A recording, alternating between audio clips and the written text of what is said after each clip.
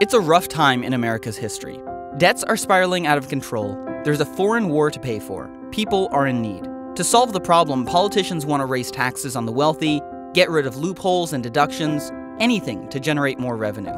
Now, one of those loopholes is the charitable giving deduction that encourages people to voluntarily give money away to charities of their choice. Things that don't necessarily benefit them, but that benefit all of society. As you can imagine, a lot of debates are happening about this deduction.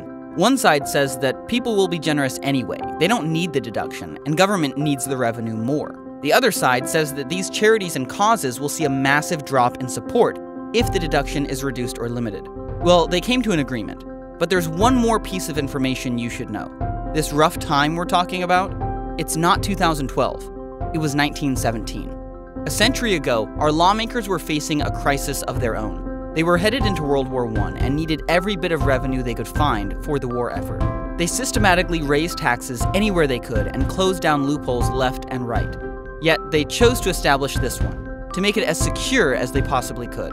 They saw this deduction as a lifeline, not a loophole, because they knew that without this incentive, schools, hospitals, aid organizations, the arts, religious or environmental groups, and even more would be in danger of losing critical needed support.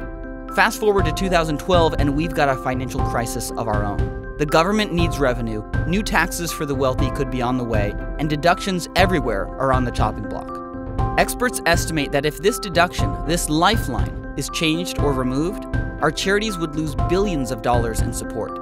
In 1917, our lawmakers made the right decision, encouraging Americans to give for the benefit of others and the good of society, to live generously instead of selfishly.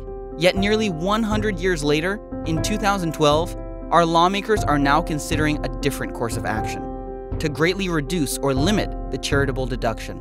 We can't afford to make this choice. Your voice counts. Join the conversation.